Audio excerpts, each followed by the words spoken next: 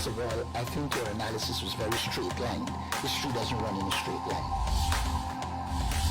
Kid, you cannot tell your neighbor he is stealing ducks when you are stealing frogs. As High Commissioner, I was wrong. As Charandas Prasad, I reacted naturally how any person would have. I did not come here for that kind of abuse. I did not come here for that kind of abuse. If you're going to go down that road, I'll walk off. But it's all okay once they're talking. If they were talking, I could not have been here today.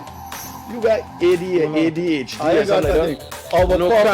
Calm down. I think I've done enough in terms of taking our team out of trouble from losing. Come on, Lou Taylor. That's good.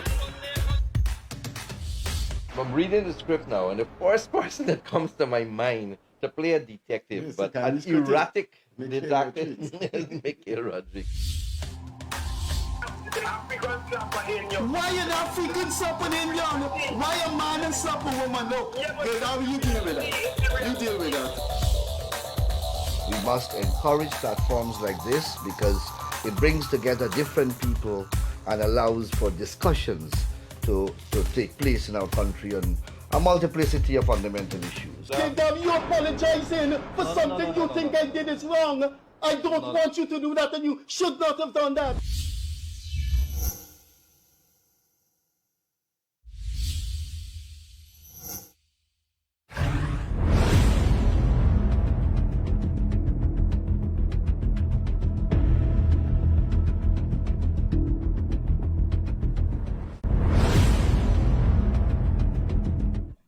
Hi there. You are looking at the Freddie Kissoon Show with co-host Leonard Craig. Mr. Craig had a family commitment this evening, so he could not make it. Those who are very young in Guyana, it is said that Guyana have one of the youngest population in the world. Almost 70% of our people are under 45. Our guest this evening is a man who helped to shape the economy of Guyana after 28 years of PNC rule. Dr. Jagan, he worked in Jamaica. Dr. Chetty Jagan, the president of Guyana in 1992, plucked him from Jamaica and made him the foreign minister, finance minister. It was an extremely onerous task because imagine what happened in those 28 years of what the Burnham government did to balance a payment, to infrastructure, to trade, to import, export, in other words, to the economy. And Dr. Aagar Ally was asked by Chetty Jagan to fix the economy. And this evening, he will tell us how he fixed the economy. For those too young to know, that was our first finance minister after the PNC government was voted out of office. So tonight, we will take us through 1 hour of his life, his expertise, and what he is doing currently. Currently, he lives in Guyana, works in Guyana as the technical consultant to the presidency of Guyana. Aagar, I haven't seen you a long time. Nice meeting you, Freddie. You've always been a modest man, and that's one of the things I admire with you. Very modest cabinet minister. Anybody could have walked in Ministry of Finance and say, I want to see Aagar. That's true. Let's start with what was a Guyanese boy doing in Jamaica in 1989, 1990? Well, Freddie, I always wanted to go to do my studies in Jamaica because Guyana didn't have a university. And when I was prepared, I worked in the civil service after graduating. Yeah. And I wanted in 4 years to get my leave and go to Jamaica after got my A-levels and study economics. And unfortunately, we withdrew from UW, and then the University of Guyana was established. And I decided to go to UG for 1963. So after I graduated in 1967 from UG, I got a partial scholarship to UWI. I also got a scholarship to Windsor University, but That's in Canada. Right? in Canada. But I prefer UWI because the big names was there: Beckford, Girvan, Alistair McIntyre, Clive Thomas, Havelock Brewster, William Damas. Those are the men of the day in the field of economics. So there, I look forward to going and to be with this man. So that's why I went to Jamaica to study my postgraduate work. And it so happens that while I was doing my postgraduate work, I was given a job at the ISCR working with Professor Girvan. Institute of Social and Economic Research. Yeah, Institute of Social and Economic Research. It's now called the Arthur Lewis. And the Arthur Lewis Institute. Yes. So that's how I went to Jamaica. And my wife came and joined me there because my wife is Guyanese. And I didn't expect to stay there at all. But while I was at UWI doing my postgraduate work and so on, we had a conference on exchange rate. That was my special area. I did my thesis and so on exchange rates in the Caribbean. And the governor of the central bank, Honorable G. Arthur Brown, was at a conference. And there were two views. We should stay, in 1967, we should stay with the pound, which we were aligned with, the Caribbean Currency Boards and the Guyana Currency Board. And then there was the other view in Jamaica to go with the pound and would go with the dollar. So I had done my paper and I supported Guyana moving to the dollar. But it meant that Guyana would have, Jamaica, would have had to virtually devalue if it goes to the dollar because the price of the gold, which the US had now moved away from the gold standard. And I did my paper and it was well received. And next morning I got a call from the governor of the bank at the ICR saying, I would like to talk to you. He congratulated me on my paper, what I did. And I spoke to him and he says, I would like you to come and work with me at the bank here.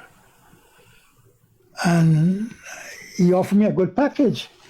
So when I went home and tell my wife, she says, well, listen, we have 3 young children and you best stay and work. And let's see what happens. That time, it was not easy to say you're coming back to Guyana because what would you come back to? Bonomism. Yeah, and I applied for jobs and never got anything. In Guyana? Yeah.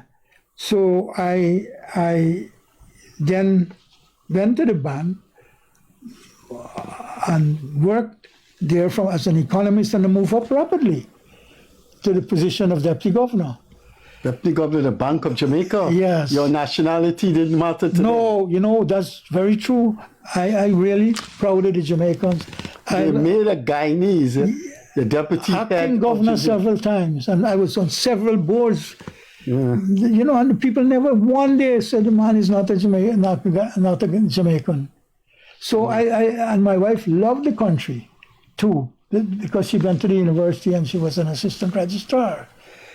So life was good in Jamaica, and the alternative to Guyana was not easy. Right, but I always wanted to come back to my homeland. This is my native country. And so I stayed in Jamaica and I worked, and I was about 12 boards in Guyana, in Jamaica. So I became part of the Jamaican system. And then I was honored, Freddie. I got one of the second highest honors called Commander of the Order of Distinction in the field of money and banking. First staff of the bank to get that honor. And the other day when I was at the conference here they had at with the Jamaica Stock Exchange conference here, they congratulated me and so on. So that's how I went to Jamaica.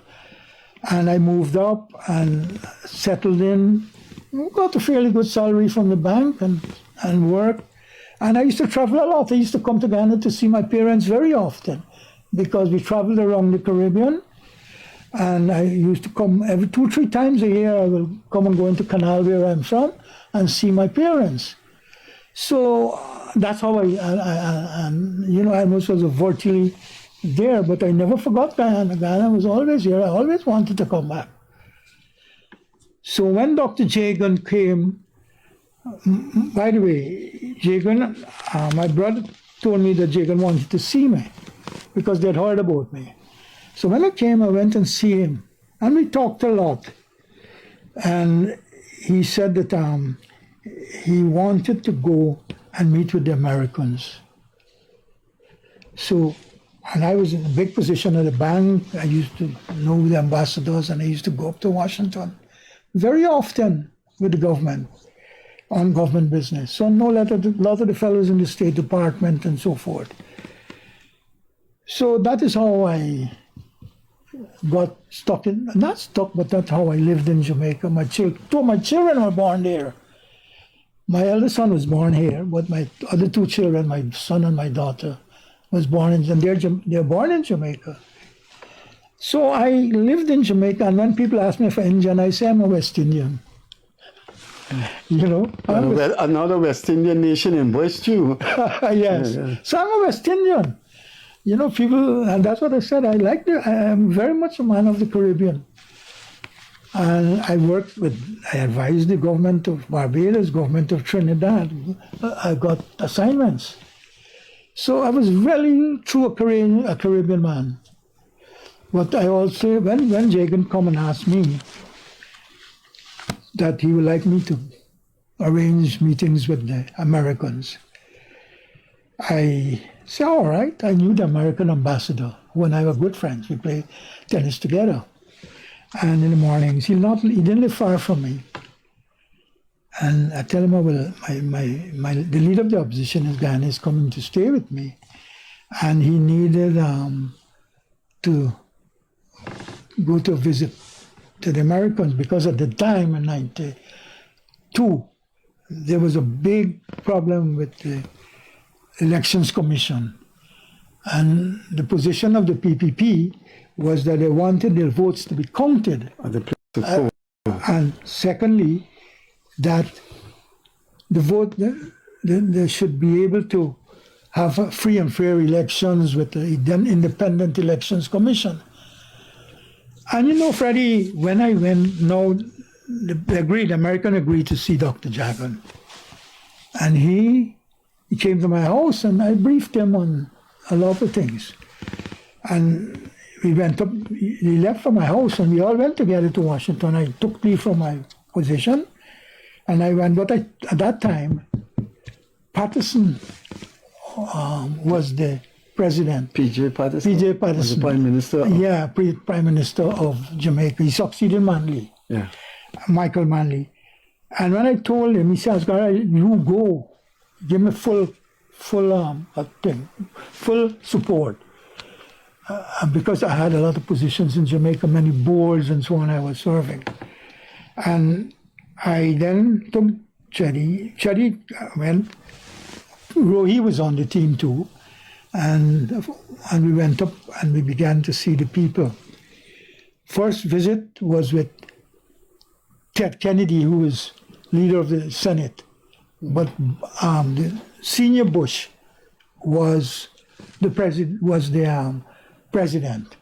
Yeah. So we went and we had a good talk with Kennedy. And I never forget this. Ted Kennedy was a very open man, and all he said to him, he says, Dr. Jagan, I know my brother removed you from power. Ted Kennedy said that? Yeah, Ted Kennedy said that in the meeting. Do you know this is the first time that is coming out? Yes, he told Jagan that. And there was no secret. And Jagan didn't say anything, but he says, we didn't want another Cuba. You know, they were very much... Ted Kennedy said that? Yes, they didn't want another Cuba in the Caribbean. Mm-hmm. And the meeting continued, and Friend Kennedy was a very, very simple man, so to speak. Mm-hmm. And the meeting went on. We had an advisor who was helping the PPP in Washington, a guy named Reichler.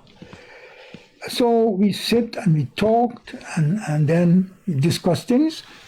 And he says, okay, Jerry put his case and he said, we wanted fair and free elections and then counting the votes at the police station and then an independent elections commission. And there and then Kennedy said, all right, pick up his phone, the secretary got his phone, and he called and this is no secret, this is public, so I'm not giving out any secret, so to speak.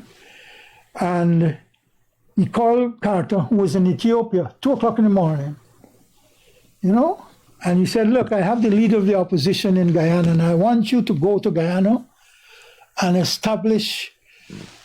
ensure that they have the elections and with fair and free elections. And you go and talk to Jagan and you go and talk to President Hoyt. And so he contacted Carter in the presence of our presence. We were there together. Yeah.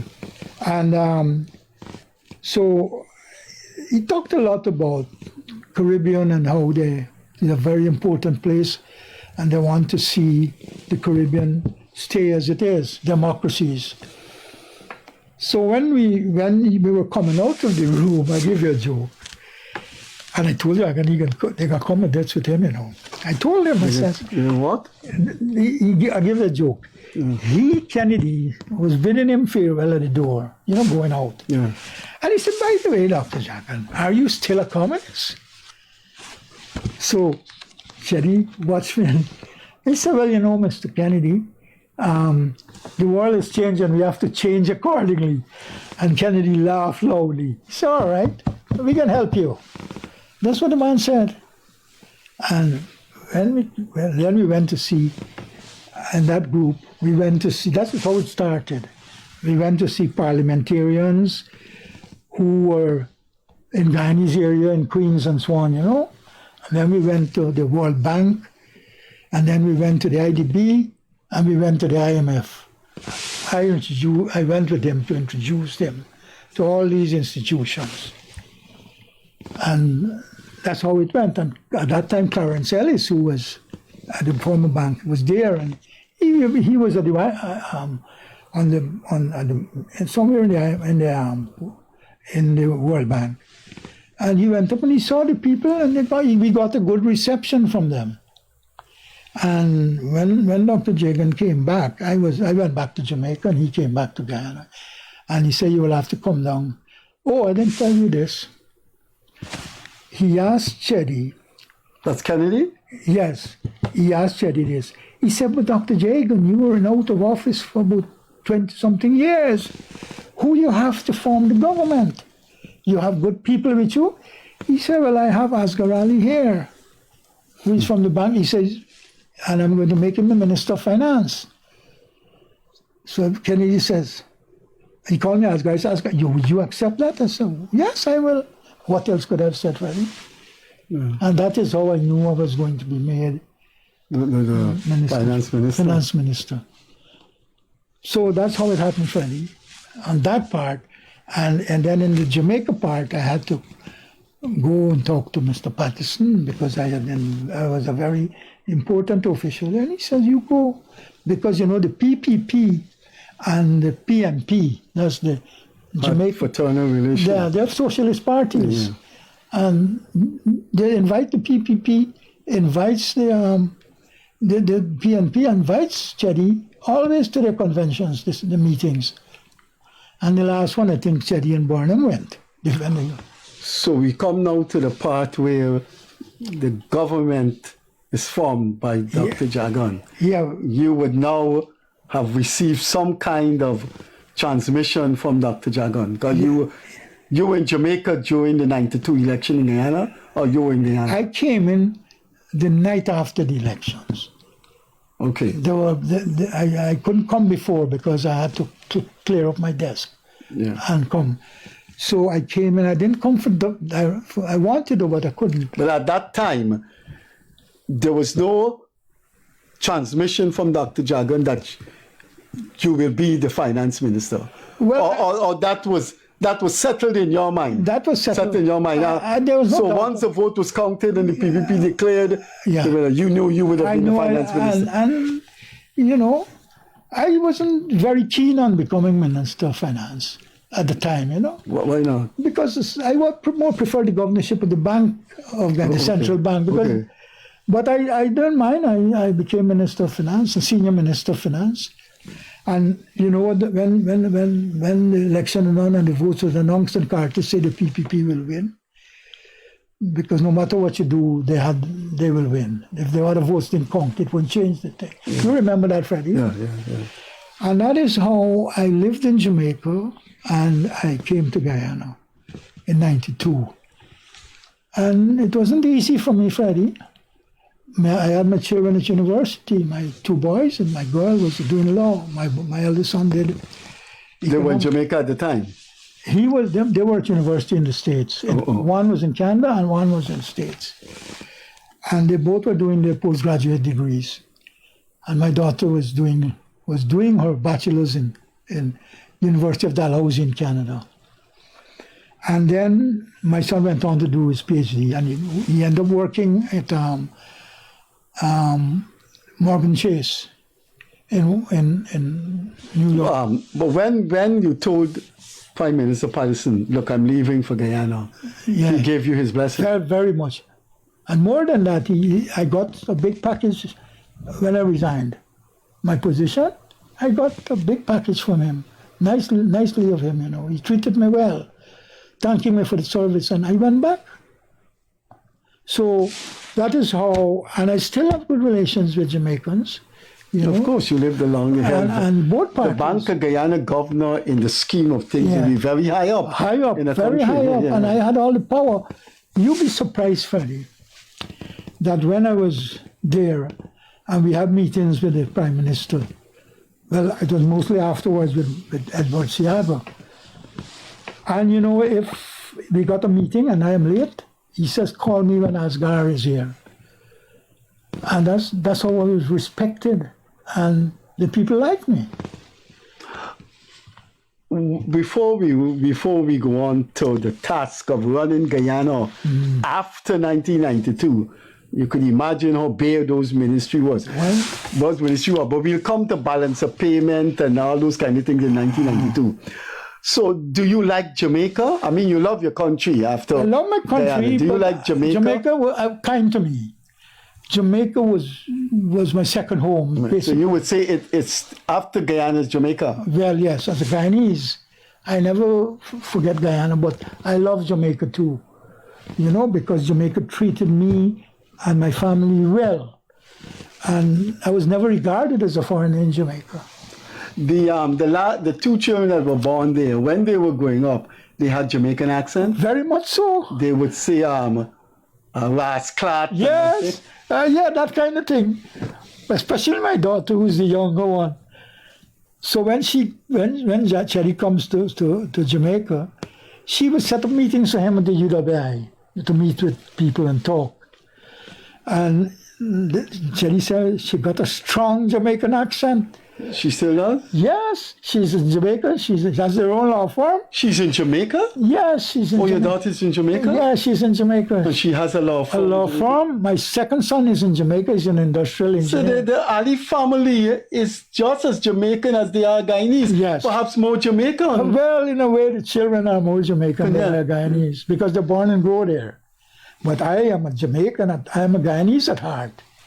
You know, but I love Jamaica. So 2 kids are in Jamaica. Yeah. And are settled in Jamaica. The boy who's born here, my eldest son, he was working. He's now leaving the bank. He with Morgan Chase as a vice president, you know. So he wants to come back here too now. So that's how the family is, both Jamaican and Guyana. So if people see you in Canal Polder, then they would not see this Indian man driving in Canal Polder. They wouldn't believe that you're quite familiar with reggae. Yeah. And like reggae. Well, you know, I was interviewed once with Ravi Dev, And he asked me what type of music I love. I say, Ravi, and you remember, I said, I love Bob Marley, and I also love Muhammad Rafi. Yeah, you should have said, Rafi, I'm sorry to disappoint you, but as an Indian Muslim, I do like Indian music. Yeah. But I'm sorry to disappoint you. I love Bob Marley. Well, I like Bob Marley, man. And I have a little story with Bob Marley, which I may tell you. Have you ever met him? Yes. You met Bob? Freddie, let me tell you The something. man was a genius. That man was like a god. Yeah. I knew Bob Marley. I used to go to the concerts and so on. And my daughter was a Bob Marley fan and more than anybody else. So one day, Mr. Siaga was president, my minister. And he called me at the bank. He said, I want you to meet Bob Marley and help him. He got a problem.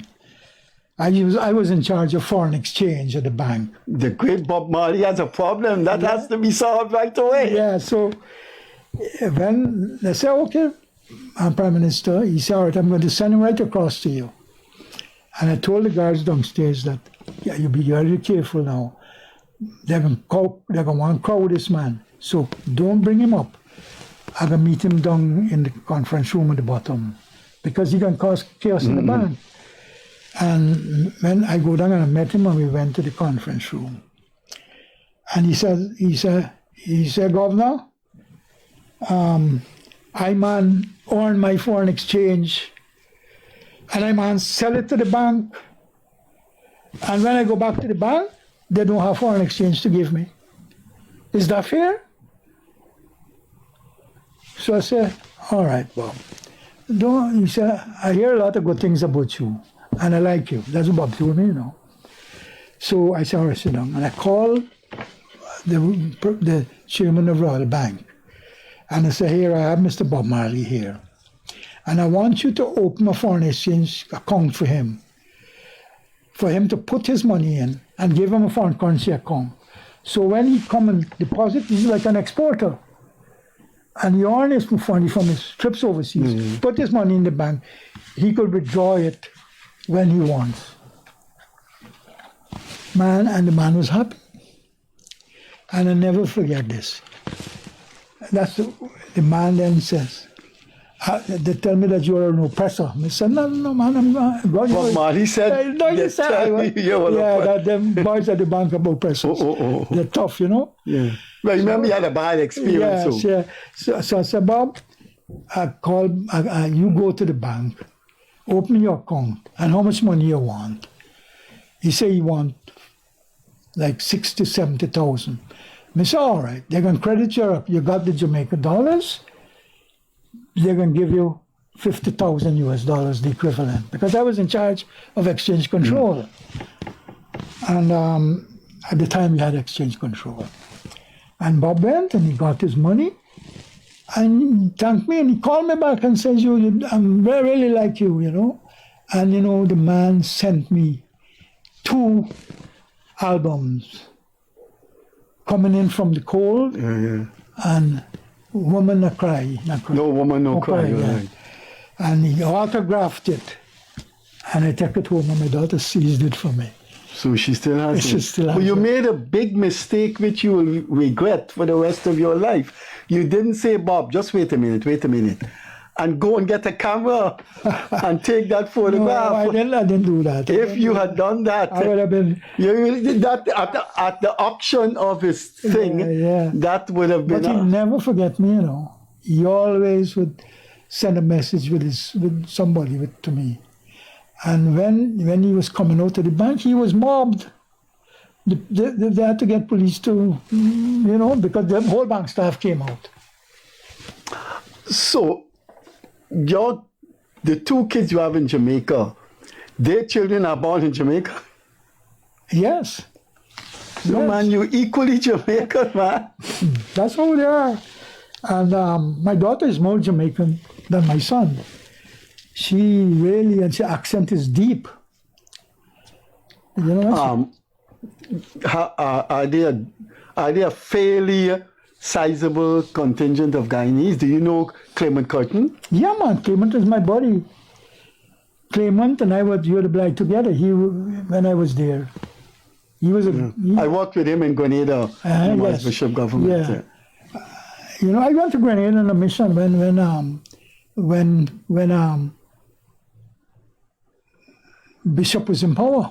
Yeah, well, They wanted me to go and look at the balance of payments and so on, and I went there. Our paths didn't cross. My work was in foreign ministry. Yeah. But I should have brought my guitar and at least you give us a Bob Marley thing. Said I remember when we used to stay in a government yard in in French tongue. observing the hypocrites. Yes. As they would mingle with the good people we meet.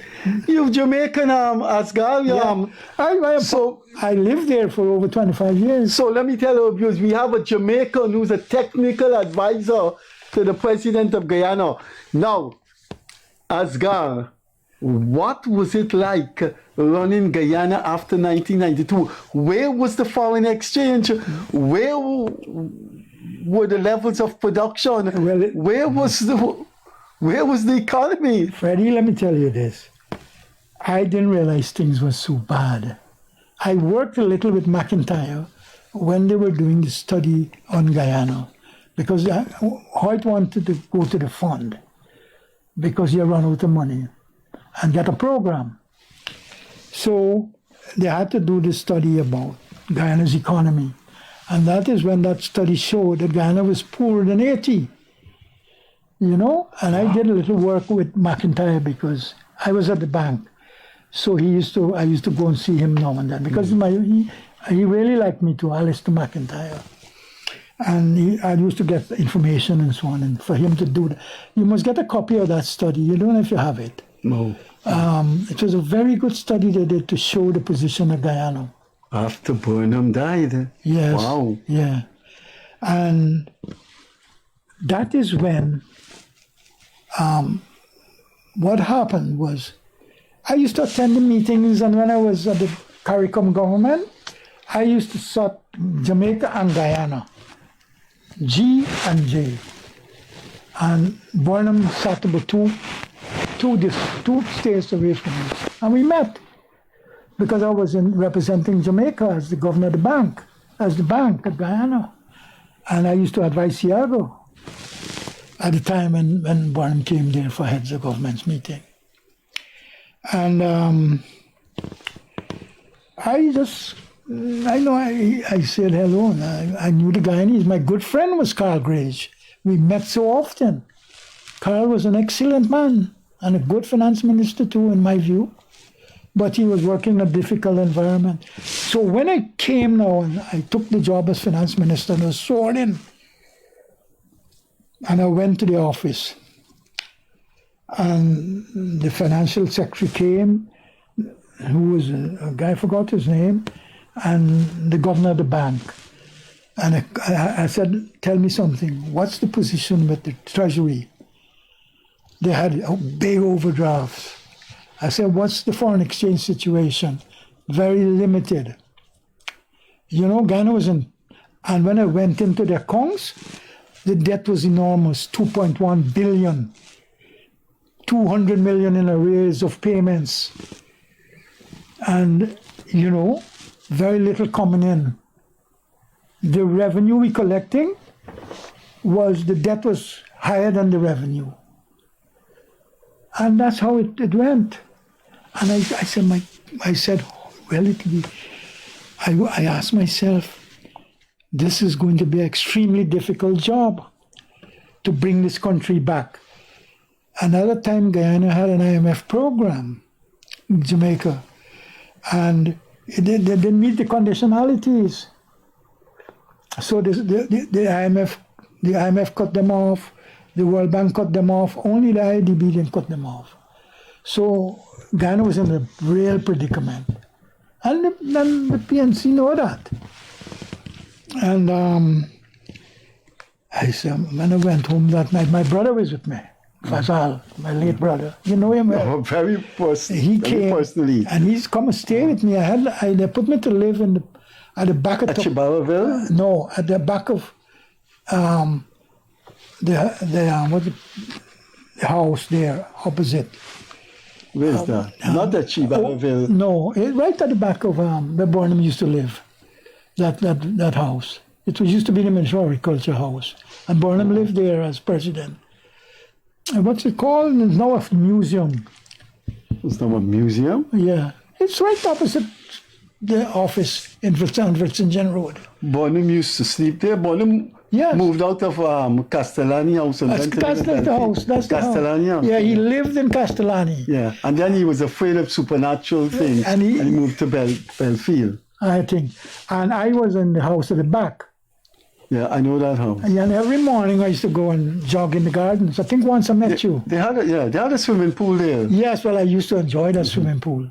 I used to go and swim, and then they had not only a swimming pool, they had a sauna. Yeah. So Dr. Jagan said, Aagar, I can get a nice house for you. I said, I'm very happy here. It was 3 bedrooms. They have, and a maid was there, a person who looked after the house and prepare meals and so on. So when you 92 October, when you reach into March, April, October 1993 and those, did you ever thought that I can't bring back this country, man? No, I never thought so, Freddie.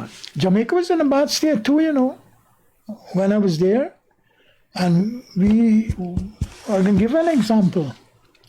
One day we got a call that the Prime Minister Michael Manley said, he wants to see us early. So the governor and I went. I wasn't governor then.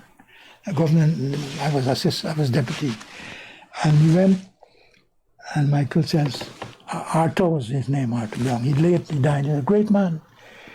And he says, I'm going to abolish exchange control, I'm going to free up the economy, no licenses, everything. So we almost said, this is quite a decision here, because the things were bad. And so we went back, and Arthur says, Aagar, we don't have exchange controls, we don't have trade licensing, we have a free system. So we have to drop a foreign exchange budget. Just as how you have a budget for the fiscal, we drew up a budget for the foreign exchange source and use of funds. How much foreign exchange coming in, and what are the needs? How much debts we have to pay. And that was my job, Freddie. It wasn't easy, just like not. And then when I come to Ghana, it was even worse. So when you settle down, as the statistics keep coming in, balance of payment flat on the ground, what was going through your mind? Did you and Dr. Jagan, President Jagan, talk often? Did he ask you, Aagar, you're up to this task? Aagar, could we save this country? No. Aagar, could we bring it back? No, Jagan was always an optimist. Optimist, and you know what they did? I tell you this, Freddie, and people didn't like it. He gave me complete freedom to do what I see as I see fit. To shape fiscal policy. Yes. And I never took that alone. I'd go to him and explain to him what I'm doing. I will go to him on major decisions and so on. And he will tell me what he don't want. He wasn't too popular with privatization, and Gaisuko is his baby. So I work with him, and I was in really, I never left that ministry before 10 o'clock in the night. Because you see people and then you have to do your work. I have to talk to people abroad and so on, keep the IMF informed. And then I remember the first thing I did, I resuscitated the IMF program.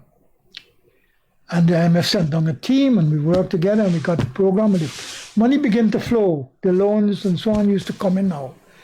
And I began to get debt relief, write off the commercial bank loans, begin to pay the IMF and so on the arrears which we had. So that were conditions. And gradually, and then I had to battle with customs. They were not collecting the revenue.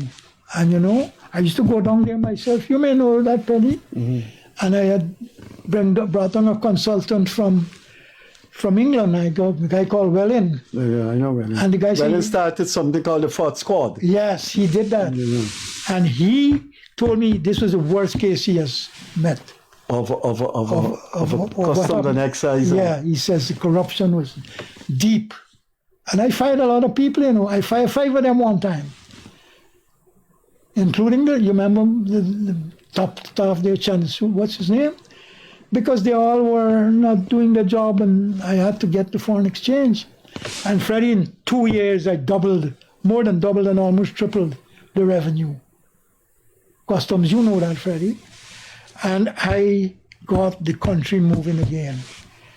And the funds began to flow in. And in the meantime, not to say anything, Jagde was with me all the time, He became my personal assistant. And he was a fierce fellow when it comes to collection of revenue and so on. So he gave me full support. And we worked together. And we were able, in my first budget, it was tough. Second was a little better. And my third budget, that's the last one, I did it. And you could see the light. Freddie, and Jagde was always there. Of course, he told me he wanted to be president one day. And I said, boy, there you are, you're going to be president. He said that? Yeah, he told me that. And he felt that he could run the country. He had a lot of... He's a fellow who was very ambitious, but he worked hard. Give him credit. He was a hard worker. He was not a morning man. He was a midday man coming and then, like he studied, he read all the things and so on. He studied in Moscow, but he read the Samuelson, he read Lipsy, and he understand Western economics. And he became a good minister of finance when I left. And he was he used to work he gotten a job in estate planning when Haslin Paris was head of it. So he knew about fiscal. And that is where he has ability, but he's a hard worker, just like Irfan. So he and Irfan are hard workers too. So he knows when he chooses a president, when he chooses a prime minister, president, because he was the leader of the party. And he realized that the man is a hard worker and he wants somebody who can work hard and achieve things. So he did very well. And when I left, he took over and he carried on. I can't. Because of the collapsed economy in 1992, and because of the seminal importance of the Ministry of Finance, yes, you would have worked closely with President Jagan. Yes. You want to briefly assess what this guy was like? Chedi? Well, I didn't know Chedi that well. My brother knew him, Fazal. Yeah. You know Fazal? Yeah. Fazal was a personal friend of mine. Yeah, good. One of the best politicians I've met in my life. Oh, sorry. Very open-minded man. One of the most open-minded politicians this country. I'm glad you say that, Freddie. Fazal and I were very close. I was critical in the PPP. Fazal was high up in the PPP. But the thing about him which I liked is he recognized the quality of people, irrespective of politics. The Guyana lost a good man when he died. Yeah, both Chedi and Janet liked him a lot too, Janet Jagan. He was always with Jagan after Jagan died. He used to be at Freedom House in the morning and the afternoon with Janet. And I see that lady bawl when my brother died. And he took off on them. Why they didn't send the helicopter to get him? And they said they didn't know that he had such a serious accident. Anyhow, so Chedi was a good economist too, I learned a lot of things from Chedi. He knew, for instance, he knew about Blackbush Polder. He knew about the Sir Lindsay project of the Burusiri, the Tapakuma in Essequibo. He could give you a lecture on the drainage and irrigation system. He was like a professor. What was some of his babies? What were some of the things he said to you? Asghar, I'd like this, I'd like that. Well, here, I don't want to say too much. And he was a great man. I used to regard him as my hero, but he fell out after a while. Not, he was knowledgeable about the rice and the sugar and the other things. And during irrigation, he will explain to you the importance of the Mitsubishi Canal in the Berbice, which brings the water to the Kanji Creek. I would sit down and listen to that man. And when he talked about rice, and he used to, my brother was very close to him. He would call him at cabinet when they had rice infestation with pests and so on. What are they doing? And he also told me two things. He said, Asghar, when I became Minister of Finance, he put me in charge of Foreign Affairs and Trade. He didn't appoint no ministers. They do. Rohi was minister. Later, and then Shechan was Minister of Foreign Trade. Then Shechan came in, and then I told him I couldn't run 3 ministries. So initially in 1992, you held the portfolio of Finance, Trade, and Foreign Affairs. Jagannath put me in charge of those 2 other ministries. So that's a big size. Yes, and I told him it was hard, and the staff used to come to me. How did Hoyt react to you after he lost power? Hoyt liked me a lot. When Hoyt saw me, he said, Asghar, I know a lot about you. I heard a lot about you. And at one time, they were thinking of sending for me. He told me. But apparently, he couldn't get it through. But I wouldn't have... You mean other people stopped him? Yes. But I wouldn't have gone because I had to respect my brother. Right, your brother was the top PVP leader. Yeah, and I couldn't do that. Well, you would have been in trouble because Hoyt lost the 1992 election. Well, no, I know that. Yes. But as he wanted me to come and help them with the IMF program. They were, and Greenwich also would have glad to have me with him. But I didn't come. But Hoyt and I remain very close. I don't know how true this is. Somebody told me once Hoyt and Jagan were having a debate. I don't know if you can remember, Freddie, if that's true. Well, tell me, let me hear. That Hoyt asked Chetty, who you gonna run? Who you got for run this country? Who was president? Hoyt was president. President, then? yes. Yeah. And Chetty was fighting, was leading the PSC. They were having an election, and they had this debate. I don't know if you remember that. I didn't know. Somebody told me that Hoyt asked him, and he said, "Well, I have Aagar Ally coming to take over as finance minister." And they said, Hoyt get up and shook Chetty's hand because he knew me. I don't know if that was a joke or what. But when I go to Parliament, I used to spend a lot of time with Hoyt when we had coffee breaks and so on. I remain very loyal, and I think that, to be honest with you, Hoyt never got the respect that he should have had because he freed up this economy and take away our foreign exchange, and the private sector benefited from that. And I got to give credit to the private sector. In those days, to have a private sector surviving wasn't easy, Freddie. And Hoyt did what he had to do, but the country was bankrupt and he had no choice. So I worked well with Hoyt. And they had good fellows too. They had Kenneth King, who was a good fellow, and Alexander in agriculture. When I sat down in my seat in Parliament and I looked at the front bench, they had some big stalwarts.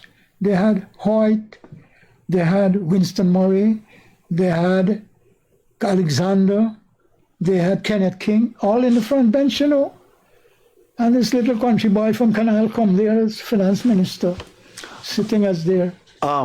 You made enemies as the years went by. There were some enemies. 92, October 92 was almost over when you became finance minister. But coming down to 93, 94, people harassed you, the private sector harassed you. Yes. Businessmen, they felt I was too rough, too tough. But I had to get the taxes. I had to collect it, customs had to pay. And I bring the export and everybody to get the money to pay the debt. If I didn't get that money to pay the debts and get the program going and see that we're making progress, the country would not have come out of the hole that we were in. But people As But a lot of people didn't like me. as our time going now, can you tell us what you're doing in Guyana? I know you're technical consultant to the presidency. This is at a time when you would be working in a different situation from Jamaica and Guyana. You're working now in a fast-growing economy where oil is overflowing and bringing in overflowing petrodollars. Well, I would say, what are you doing? I don't think that oil is overflowing. Freddie, out of a barrel of oil at this point in time, the revenue we get is 12.5% tax profits and 2% royalty. Add it up. That's 12.5 and 2, 14.5%. And Exxon is in control of 85%. We have set up the local content department, which I'm working on to make sure we get the maximum foreign exchange out of it, along with a very, very good guy they have leading it, Mr. Patab. He's very good. So we got to begin to collect now all the revenue, all the foreign exchange we can, because foreign exchange is our lifeline. Without the foreign exchange, we can't support the transformation. And we got to get more. You see, and the government has put up now a new regime for the new lots that got the bids to open up to get oil wells. But that will give Guyana at least 35% instead of, at least, it could be more, than get the 14.5, which they're now getting. But we get a lot, about $700 billion coming in through the local content. But that goes to the private sector and so on. So, but that helps a lot. It can, at this point in time, we have $3 billion in the National Reserve Fund. And, the shipments of oil we're getting fairly reasonable. The 14.5% is providing some resources which we're using smartly. And you got to give the government credit from that. And you have to you have to look after the people too. You just can't get the foreign exchange and use it only for roads and bridges and so forth. You have to give the people to get some return. That is why you have the cash grants and so forth. So I am there now what I'm doing now is to look, and I'm developing a model now, like which I did in Jamaica, a source and use of foreign exchange. So we will know where the foreign exchange is coming from and where it's going. We know it now in a macro sense through the balance of payments. But you see, the balance of payments has a lot of things like Exxon pays for its imports. But seeing that the oil is ours, you got to treat it in the balance of payments. But the money don't come to Guyana, all the money, only the some. So if we get a better deal with Exxon, we will be able to do much more than we're doing now. So I'm here to make sure that whatever we get, if there's any leakages or so on, we have to know about it. And we have to have, like how you have a fiscal budget, I think we should have a foreign exchange budget. So we know where the money is coming from and where it is going. So before you return back to serve another president, you were in Jamaica? Yes. So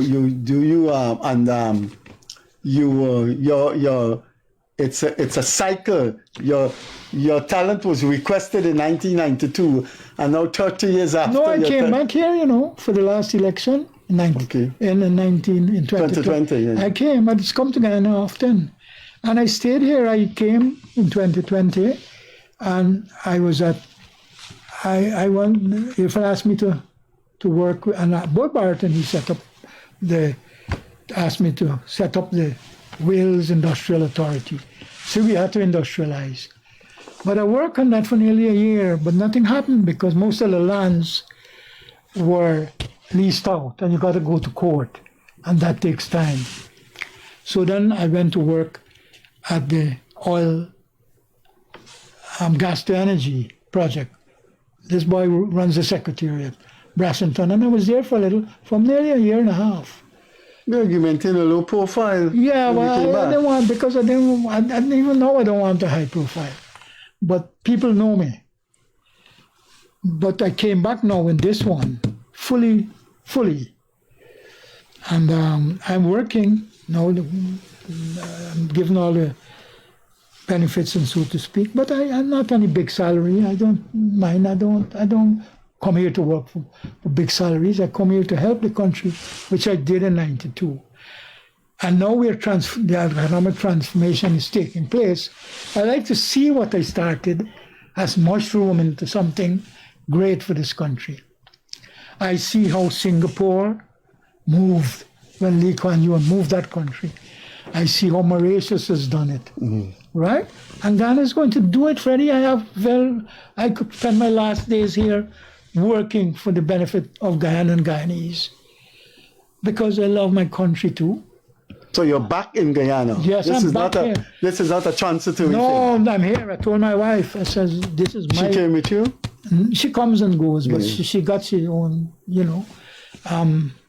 business and so on in Jamaica. Oh. But so your wife runs a bit... You're more Jamaican than Guyanese, man. Well, so, people know, viewers, I don't think viewers know how integrated your family is in Well, we Jamaica. lived there for a long time. Right. So you travel there often? Yeah, well, I go often, but this year I'm not going back for just now. I have a big job doing here now. And, I want to make sure that the transformation, Freddie, moves on. It's moving at a fast pace.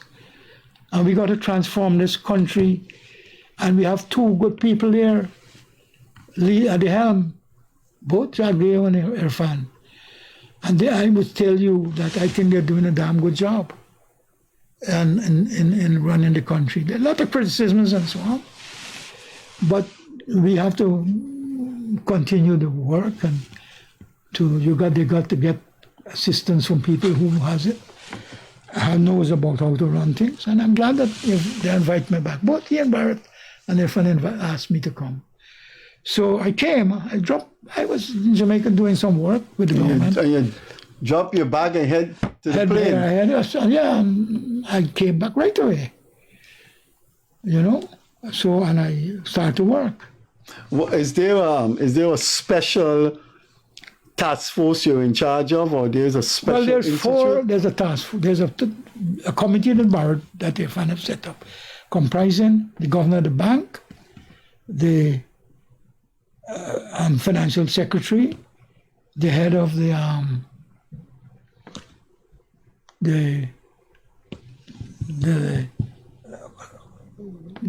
department where we're collecting the local content. That's there, the head of the local content. It's a very important position, So that committee meets fairly often, and we look at the Bank of Jamaica in particular, where we have to monitor what's happening in the foreign exchange market. And that's happening, and I'm in constant contact with the bank, and not so much with finance, but with the bank and with the local content. There are lots of criticism. I've seen a video of the vice president and the president sitting together talking about the banks, how they operate in Guyana. There's a lot of criticism about them. Have you got anything to do with? Would you be doing anything with overall? Well, I'm getting to understand what's happening there, because they had the same problems in Jamaica. Nothing new. And what is happening is the foreign exchange is coming in. We are more than adequate foreign exchange. It's just the allocation is a problem. A couple banks like they get the hog of it. And who got a big a guest on this program, I think a year ago, said the hog of it goes to Nova Scotia. Yes, they get them because they're a foreign-owned bank. Yeah, well, you see, they deal with Exxon. Exxon is their bank in Guyana, right? Well, no. Well, basically, they work with all the banks. Now we got, and one of the things we're doing now the Exxon is now selling foreign exchange to all the banks.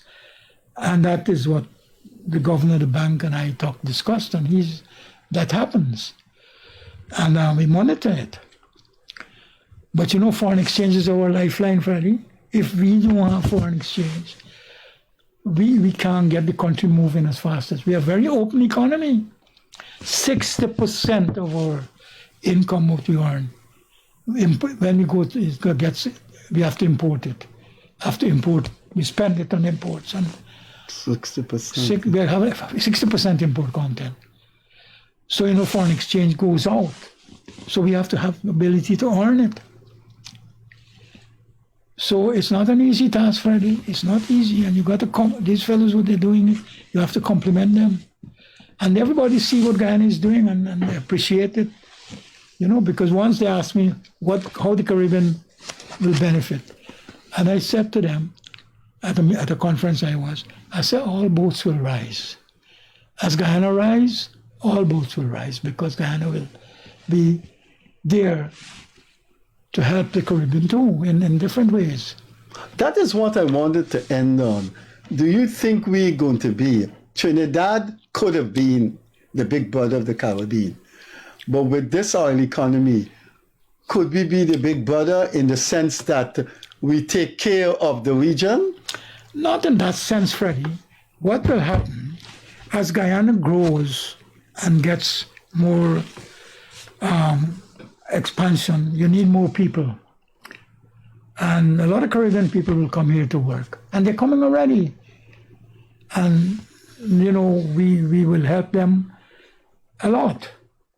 The markets are there, and we can try to get the food. Caribbean become food. Self-sufficiency. Self-sufficiency. Eat what you grow and grow what you eat. You know, some of that is good, and the Caribbean can benefit too, but not in the sense that you will have. We might help countries that are in trouble and so on from time to time, but now we have to concentrate on getting our transformation taking place, and it's good to see. One of the things that I like happening in Guyana, Freddie, I believe in women. My own wife was the one that took charge of our family, and my mother too. And so you want to see money spent for development of women, and if women are in control too. But aren't they the backbone of civilization? Yes, they are. And I'm glad to see they're more. They know. Look at the private sector. Look at the people, the emerging businesses that are coming up, Freddie. You must look at it, and you will see a lot of it is owned by women. Well, I'm glad we end on that feminist note. Aagar, thanks for being with us. It's a pleasure to we be have here, to do Freddie. this again. Yeah. You were watching one of the famous names in Guyana after President Jagan became president in 1992. He ran the Ministry of Finance, and he was in charge of the Trade Ministry and Foreign Affairs. You were looking at Dr. Aagar Ally, former Deputy Governor of the Bank of Jamaica, former Finance Minister of Guyana, and now Technical Advisor to Dr. Irfan Ali, President of Guyana. Thanks for being with us. Have a pleasant Monday evening. We will see you on Wednesday. On behalf of the iconic Dr. Aagar Ally, take care. We see you later. Bye-bye.